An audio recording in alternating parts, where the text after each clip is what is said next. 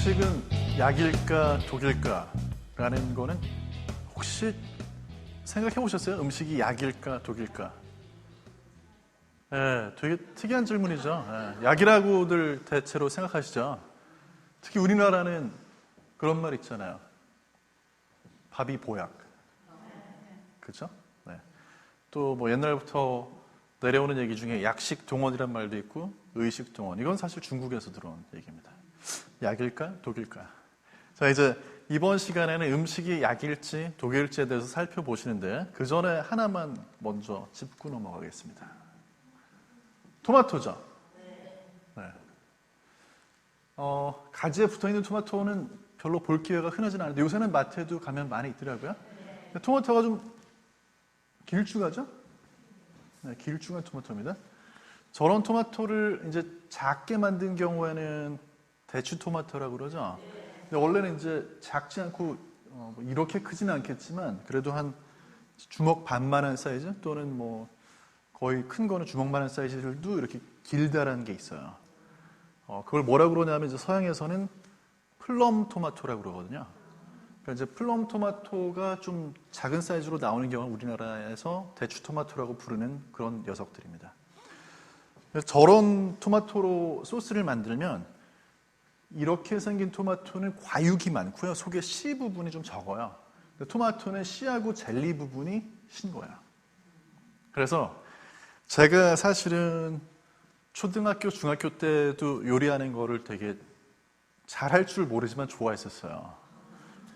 그래서 이제 친구들 불러다 놓고 요리해서 먹여보기도 하고 그랬었는데 어느 날 이제 피자를 해보겠다고 도우를 만들 수는 없잖아요. 그래서 식빵을 사다가 그죠? 식빵 위에다가 소스를 만들어야 되겠는데 그냥 케찹으로 소스를 하자니 그때만 해도 무슨 뭐 피자 소스 같은 거 안 팔았었던 때거든요.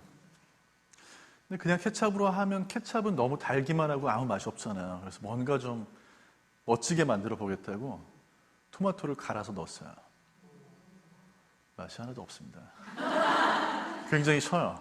왜냐하면 우리가 보통 마트에서 사가지고 오는 토마토 둥그렇게 생겼잖아요. 둥글납작한 토마토. 여기는 씨가 굉장히 많죠. 씨하고 젤리 부분. 거기는 산성분이 많아가지고 맛이 좀 시거든요. 그 맛이 신데 그걸 또 가열을 하면 더 셔져요. 그러니까는 아마도 왠지 모르겠는데 해외에서 수입돼가지고 들어오는 스파게티 소스나 뭐 피자 소스나 이걸로 했을 때가 더 맛있잖아요. 그 근본적인 이유는 토마토가 사용하는 게 종자가 좀 다릅니다.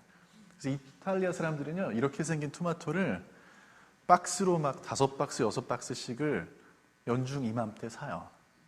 한 뭐 가을이 되면 한 10월, 11월 이때쯤 사가지고 쟁여 놓습니다. 저채로 놔두면 상하겠죠.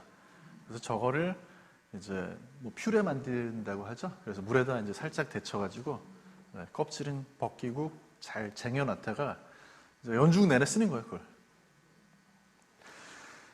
그런데 질문은 뭐냐면요. 토마토는 과일일까요? 채소일까요? 가정 시간에 그렇게 배우셨죠? 그렇죠? 네. 왜 토마토가 채소일까요? 사실 생물학적으로 봤을 때 토마토는요, 채소가 아니에요. 과일이 맞아요. 왜 토마토가 과일이 아니고 채소가 되냐면 법정 싸움입니다. 이제 어떤 일이 있었냐면요. 19세기 말에 미국의 남북 전쟁이 있었죠. 그래서 남북 전쟁에서 남부하고 북부하고 싸우는 동안이니까 북부 사람들이 토마토를 남부에서 수입을 해서 먹지 않았어요. 싸우는 중이니까.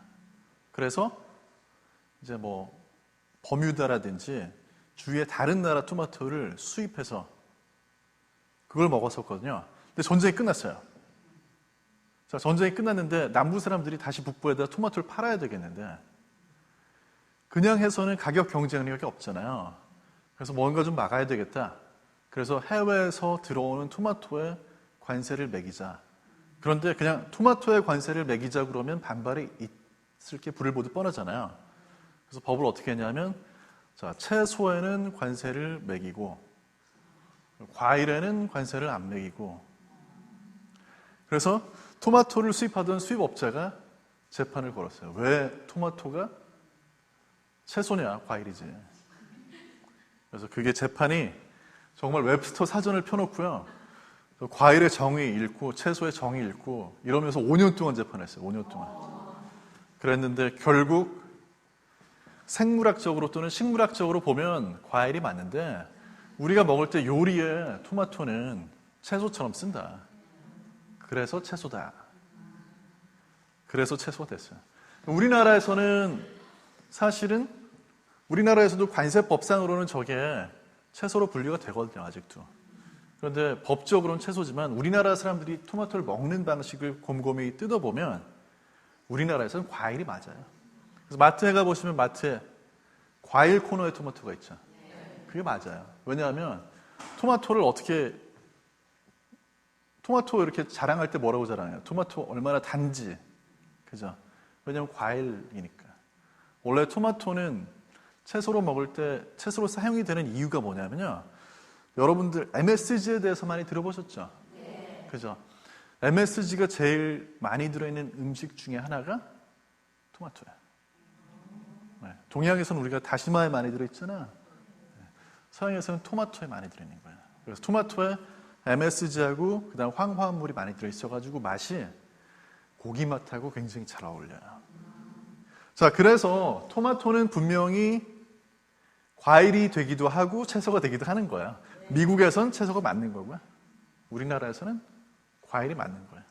그런데 이제 토마토에 대해서 요새는 또 다른 이야기가 있잖아요. 토마토가 몸에 좋다는 얘기 많이 들으셨죠? 근데 왜 몸에 좋대요?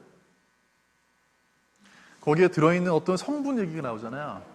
네, 리코펜이라고도 하고 라이코펜이라고도 하고 그래서 토마토에는 라이코펜이 들어있어가지고 몸에 좋다. 이런 얘기를 많이 들어보셨을 거예요.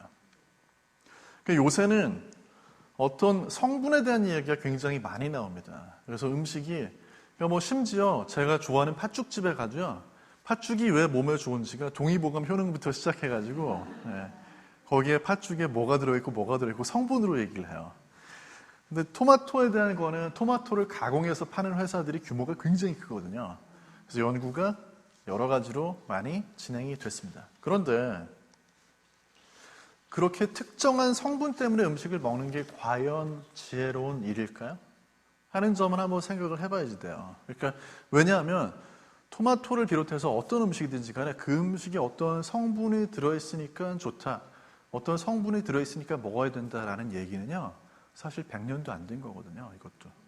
그렇죠? 그럼 우리가 건강하게 맛있게 음식을 즐기는데 이런 지는 정말 얼마 되지가 않았어요. 그리고 성분 때문에 어떤 음식이 좋다라고 한다면 전 세계에서 가장 몸에 좋은, 건강에 좋은 음식이 뭐가 되냐면 마트에 가서 보시는 시리얼이 돼요. 시리얼 보시면 성분이 쫙 나열이 돼 있잖아요. 네, 비타민만 해도 수십 가지. 그렇죠? 그러니까 그런 식으로 영양 성분으로 따져서 먹다 보면 도대체 어떤 음식이 좋고 어떤 음식이 나쁜지가 굉장히 혼동이 되고 헷갈릴 때가 많은데 실제로도 어떠냐면요. 토마토에 대한 걸 그렇게 연구를 많이 했어도 내용은 살펴보지 않겠지만 미국에서 한 2차례에 걸쳐가지고 토마토가 암 예방에 효과 있는 걸 좀 인정을 해달라고 FDA에다가 그런 여러 회사에서 서류를 냈어요. 편지를 보냈는데 다 거절당한 거죠. 그리고 거기에 대해서 뭐라 그랬냐면 약간의 암 예방 효과가 있는 것 같기는 한데 토마토를 먹었을 때 그 근거가 굉장히 빈약하다. 아주 제한적이다. 그래서 토마토가 암 예방에 효과가 있다는 거는 우리한테 알려진 만큼의 그런 효과는 아니고 또 실제로 그나마도 토마토 자체는 분명히 더 좋은 것 같은데 토마토에서 뽑아냈다는 항산화제 성분 라이코펜이라는 그 성분이 정말 얼마나 좋으냐 여기에 대해서는 굉장히 근거가 빈약합니다. 그래서 이런 거를 연구를 해도 결과가 제대로 나오기가 어려운 게 뭐가 있냐면 뭔가가 효과가 있는지를 살펴보는데 제일 좋은 방법이 뭘까요? A라는 약이 있어요. 이 A라는 약이 효과가 있는지 없는지 알아보는데 가장 효과적인 방법은 그 약을 자 여기를 반으로 딱 갈라가지고요. 왼쪽에 앉아 계신 분들한테는 A라는 약을 주고 오른쪽에 앉아 계신 분들한테는 A라는 약 대신에 A처럼 생겼지만 사실은 그냥 설탕에 불과한 그런 가짜 약을 주고 그렇게 해서 연구를 해보는 게 가장 정확한 겁니다. 그런데 음식까지 그렇게 할 수 있을까 없을까요? 토마토가 들어가면 맛으로 느껴지기 때문에 속일 수가 없잖아요. 그렇죠? 그래서 음식에 대한 연구는 대체로 뭘 가지고 하냐면 어떤 사람들이 토마토를 많이 먹는다고 알려졌으면 그 사람들이 한 10년 정도 걸쳐서 지났을 때 어떠했는지를 역으로 추적하는 방식으로 연구를 해요. 이제 이렇게 연구를 하면 토마토를 먹느냐 안 먹느냐 말고도 다른 차이가 굉장히 많을 수가 있거든요. 뭐 예를 들어서 담배를 피우느냐 안 피우느냐, 운동을 하느냐 안 하느냐, 직업이 뭐냐 이런 게 시간이 지나면서 달라질 수밖에 없는 그런 요소들이 많기 때문에 굉장히 연구 결과가 어떤 신빙성 있는 결과가 나오기가 어려운 부분이 있어요. 그래서 어떤 음식이 이래서 좋다더라, 뭐 저래서 좋다더라 했을 때 생각보다 뜯어보면 이거 가지고 그렇게 얘기하면 어렵겠는데 하는 경우가 굉장히 많습니다. 근데 이제 그거 말고 또 한 가지 중요한 사실이 있는데 그게 뭐냐면 음식에 들어있는 그런 성분들, 뭐 예를 들자면 라이코펜이 몸에 좋다는 것도 그게 항산화제이기 때문에 그렇거든요. 그러니까 토마토에는 왜 라이코펜이 많이 들어있을까요? 하나만 제가 질문을 드리고 진행을 할게요. 왜 많이 들어있을까요? 사람한테 좋으라고 많이 들어있는 건 아닙니다. 그렇죠? 네. 근데 토마토가 굉장히 햇빛이 많은 지역에서 많이들 재배를 하죠. 그러면 사람도 햇빛이 많은 데 나가 있으면 뭐가 문제예요? 햇빛 가운데 있는 자외선이 문제가 되죠. 그죠? 자외선이 피부암 일으키잖아요. 그러면 토마토에도 뭔가 자외선하고 싸울 수 있는 그런 성분이 들어있어야 되겠죠. 그래서 항산화제인 빨간 색소, 라이코펜이 많이 들어있는 거예요. 토마토는 자외선 차단제를 바를 수가 없으니까, 그죠? 내장에서 가지고 있는 겁니다.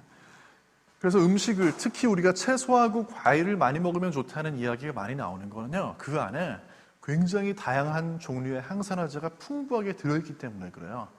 그러니까 아주 간단하게 이야기를 하면은 산화라는 거는 뭐가 녹쓰는 거랑 마찬가지죠. 쇠가 녹슬듯이. 항산화제는 그걸 막아주는 거잖아요. 그래서 항산화제를 많이 먹는 건 좋습니다. 자, 그런데 항산화제에도 양면성이 있다는 걸 제가 말씀을 드리려고 그래요. 그러니까 항산화제에 양면성이 있다는 게 무슨 이야기일까요? 우리가 사실 살다 보면은 영어로는 too much of a good thing이라고 그러는데 뭔가가 너무 많아서 좋을 수는 없다는 얘기입니다. 그래서 무엇이든지 간에 적당할 때가 좋은 거지 지나치게 많았을 때는 문제가 된다는 거야. 항산화제가 암을 예방하는 데 도움이 된다더라 해서 연구를 90년대 실제로 해봤어요. 5년 동안 연구를 했거든요. 어디에서 했냐면 핀란드에서 했습니다. 왜 핀란드에서 했냐면요, 핀란드 사람들이 담배를 많이 펴요. 그 담배를 많이 피면 당연히 폐암에 걸릴 가능성이 증가를 하죠.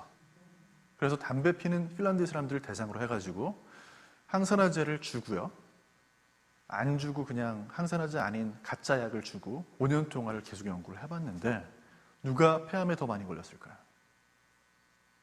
항산화제로 그때 사용이 된 건 이제 베타카로틴이라는 거하고요, 비타민 A하고 비슷한데 좀 달라요. 비타민 A의 앞단계 물질인데 그거하고 그 바이타민 E, 비타민 E를 줬거든요. 근데 이쪽 항산화제를 투여를 한 그룹이 암에 더 많이 걸렸어요. 이상하죠? 그래서 이제 이거를 뭔가 잘못된 것 같다. 그래서 담배를 피우는데 성면에까지 노출이 된 사람, 담배를 피우는데 성면도 또 폐암 걸리잖아요. 그러니까 그런 사람들을 골라가지고 또 그 사람들한테 테스트를 해봤어요. 이제 다시 한번 본 거죠. 더 선명하게 어떻게 결과가 나타나는지. 그랬더니 마찬가지로 암에 걸리는 그런 확률이 항산화제를 투여한 그룹에서 더 증가한 거예요. 이번엔 차이가 더 벌어졌어요. 그러니까 무슨 얘기냐면 항산화제라는 거를 무턱대고 먹는다고 그래가지고 무조건 좋지는 않구나 라는 게 연구 결과에서 밝혀진 겁니다. 왜 그럴까요? 왜 그럴까요? 그건 왜 그러냐면요, 항산화제라는 거에도 굉장히 쓸모있는 중요한 역할이 있어서 그래요. 자, 산소죠. 우리가 항산화제를 먹어야 된다는 이유 중에 굉장히 중요한 이유로 지적되는 것 하나가 뭐냐면 활성산소라는 것 때문에 그렇거든요. 활성산소 또는 활성산소종. 그러니까 쇠가 왜 녹이 슬어요? 산소 때문에 녹이 슬거든요. 산화되는 거죠. 그러니까 그런 식으로 항산화제로 녹 쓰는 걸 좀 막아보자라는 그런 취지인데, 그런데 산소가 우리 몸에 있으면 죽어요? 없으면 죽어요? 없으면 죽잖아요. 그죠? 산소가 분명히 쓸모 있는 일을 하기도 하죠. 마찬가지로 산소를 가지고 연소를 시키는 거거든요. 에너지가 되는 영양분을 먹으면 그걸 연소를 시키는 역할을 하는 게 산소인데, 그 과정에서 활성산소종이라는 굉장히 이름이 어려운 물질이 생겨나는데요. 이 물질이 하는 역할이 노화라든지 암 유발이라든지 안 좋은 그런 역할만 한다고 생각을 했는데, 최근 들어서는 그렇지 않고 중요한 기능도 수행한다는 거예요. 예를 들어서 세균을 살균하는 데도 활성산소종이 사용이 됩니다. 그러니까 뭐 이제 아주 좋은 예는 아니지만 과산화수소수라는 거 가지고 소독하시죠. 네, 활성산소를 만들어낸다고 보시면 되겠어요. 네, 그러니까 그런 식으로 살균 소독, 암세포를 죽이는데도 활성산소가 사용이 된다는 얘기예요. 그런데 항산화제를 한 가지 종류를 너무 많은 양을 한꺼번에 먹으면 오히려 암세포하고 싸우는데 방해가 될 수도 있겠구나라는 얘기입니다. 그래서 산소도 마찬가지로 우리 몸에 꼭 필요한 성분이지만, 그렇다고 해가지고 저 산소가 많으면 많을수록 좋을까요? 옛날에는 그런 생각을 해가지고요. 보시는 것처럼 산소 카페예요. 지금도 산소 카페가 뭐 있을 거예요. 세계 전역에 여러 군데 있는데요. 가면 산소를 마시는 거예요. 그런데 뭐 가서 산소 마신다고 해서 해롭지는 않습니다. 왜냐하면 뭐 저 정도로 마시는 거는 일시적인 거고 해롭지 않아요. 그런데 교통사고가 났어요. 어떤 분이 뭐 쓰죠? 병원을 가서 산소 마스크를 쓰죠. 이분이 살아나려면 산소 마스크를 빨리 떼야 돼요. 왜 그럴까요? 산소 마스크를 하고 산소를 공급을 해주는데 굉장히 고농도의 순수한 산소를 공급해 주거든요. 그게 폐에는 좋지 않습니다. 그래서 이 분압이라고 그러거든요. 산소를, 농도를 점점 높은 걸 쓰다가 낮춰주고 떼고 하는 게 중요해요. 고농도의 산소하고 계속 접촉하게 되면 폐에 좋지 않아요. 그러니까는 뭐든지 많으면 많을수록 좋은 건 없다는 얘기예요. 아주 그냥 단순한 진리고, 예전부터 우리가 쓰던 말 중에 과유불급이란 말이 있잖아요. 그죠? 물 중독증. 물은 우리 몸에 꼭 필요하죠. 물을 마시면 건강하고 물을 안 마시면 탈수가 있으면 더 빨리 죽어요. 그렇지만 한 번에 물을 10리터를 마시잖아요. 그런 거 하면 안 되는데, 해외에서 가끔 가다가 무슨 뭐 물 빨리 마시기 경기 대회 해가지고 막 10리터 마시고 이런 일이 몇 번 있었어요. 한 번에 10리터를 마시면 어떻게 될까요? 그 자리에서 금방 죽습니다. 왜냐하면 우리 몸에 전해질이라는 게 균형이 맞아야 되는데, 물이 한꺼번에 너무 많이 들어오니까 심장이 쇼크 먹어요. 그래서 죽어요. 그걸 정말로 물 중독증이라고 이야기를 해요. 그래서 이렇게 생각을 해보면 우리가 몸에 좋다 하는 어떤 성분이든지 간에 어떤 한 가지 성분만 엄청난 양을 한 번에 먹으면 좋은 게 아니고 약에서 독으로 변한다는 거죠. 그래서 거기에 대해서 주의를 할 필요가 있습니다. 역사를 살펴보면요, 요새는 항산화제라는 거를 여기저기서 뽑아가지고 약으로 쓰잖아요. 옛날에는 왜 설탕을 먹기 시작했냐면 설탕만 추출하면 그게 단 성분이라는 게 알려지면서요.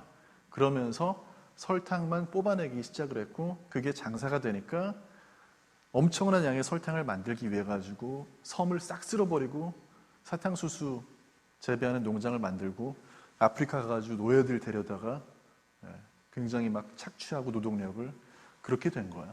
그걸 생각을 해보면 옛날 지금이나 사람들은 몸에 뭔가 좋다 하면, 옛날에는 이런 얘기 있었거든요. 요새는 이제 이런 얘기 없지만 예전에는 유럽에 약방의 감초하고 비슷한 말로 설탕 없는 약사라는 표현이 있었어요. 제가 약사인 건 아시죠? 네. 근데 약사가 설탕이 없어가지고 쩔쩔맬 이유가 없잖아요. 요새 같으면. 옛날에는 설탕 없는 약사라는 말이 있었거든요. 뭘 할 수 없는 그런 진퇴양난에 처해 있을 때, 속수무책일 때 썼던 말이 설탕 없는 약사야. 설탕을 약으로 썼단 얘기예요. 그래서 예전에 심지어 토마스 아퀴나스라고 굉장히 그 유명한 중세 기독교 대표의 교부 중에 한 분이 있어요. 토마스 아퀴나스라고. 이분이 무슨 얘기를 했냐면 금식을 하잖아요. 옛날에는. 그래서 금식 기간에 설탕은 먹어도 된다고 그랬어요. 왜냐? 설탕은 음식이 아니고 약이다. 그래서 먹어도 된다는 거예요. 근데 이제 설탕이 너무 흔해지니까 이제는 설탕에 대해서 사람들이 어떤 생각을 하죠? 독처럼 생각을 하죠. 그렇지는 않습니다. 적은 양을 먹었을 때는 괜찮은데 너무 많은 양을 먹었을 때가 문제예요. 그래서 음식은 양날의 검이라는 걸 기억하시는 게 중요해요. 그래서 어떤 음식이든지 간에 너무 많이 먹고 골고루 먹지 않으면 문제가 되는 겁니다. 그래서 옛날에는 맨 처음에 어렸을 때는 이렇게 배우잖아요. 음식을 골고루 먹어야 되는 이유에 대해서 배우잖아요. 그런데 나이가 들면 음식을 갈라요. 좋은 음식, 나쁜 음식. 먹으면 독이 되는 음식. 그러나 정답은 그게 아니고요. 사람한테 좋은 음식은 소식입니다. 적게 먹는 거예요. 그래서 골고루 먹되 지나치게 많이 먹지 않고 소식을 하는 게 가장 중요한 겁니다. 그거야말로 가장 근거가 있는, 어떤 의사한테 가서 얘기해도 건강에 좋은 걸로 입증이 돼 있는 그런 건 바로 소식이에요. 소식을 하는 게 굉장히 중요하고요. 그런 면에서 또 아까 설탕 얘기 나왔었으니까 설탕 얘기를 잠깐 더 말씀을 드리면, 설탕이 왜 그렇게 안 좋다라고 얘기를 하냐면요. 사실은 설탕 자체가 독이어서 그런 게 아니고요. 설탕을 지나치게 많이 먹고 있기 때문에 한 가지 문제고, 설탕으로 단맛을 내면 많이 먹지 못할 음식도 많이 먹게 되죠. 그렇죠. 그래서 인공 감미료를 이용해서 달게 만드는 것도 인공 감미료가 몸에 나쁘냐, 독이냐 입증이 안 돼 있어요. 대체로 우리가 사용하는 인공 감미료들은 안전하다는 게 입증이 된 것들이거든요. 그렇지만 인공 감미료가 들어가 있는 음식을 먹게 되면 더 많이 먹어요. 그렇죠. 다이어트 콜라 자체야 아무런 칼로리가 없잖아요. 근데 피자 먹을 때 다이어트 콜라하고 드셔보시고 그냥 드셔보세요. 더 많이 먹게 되죠. 그래서 우리한테 제일 중요한 건 소식하는 거거든요. 소식이라는 게 뭔지도 물어보시는데 간단합니다. 배부르지 않을 정도로 드시면 돼요. 네. 사람마다 기준은 다르겠지만 소식하시는 게 건강에는 가장 좋은 방법이고, 적게 드시되 맛있게 즐겁게 드세요. 이렇게 해서 오늘 이 시간에는 우리가 소식하는 게 굉장히 중요하다. 음식이 양날의 검이 되지 않고 정말 약이 되려면 적게 드시라는 말씀으로 마치도록 하겠습니다. 다음 시간에 뵐게요.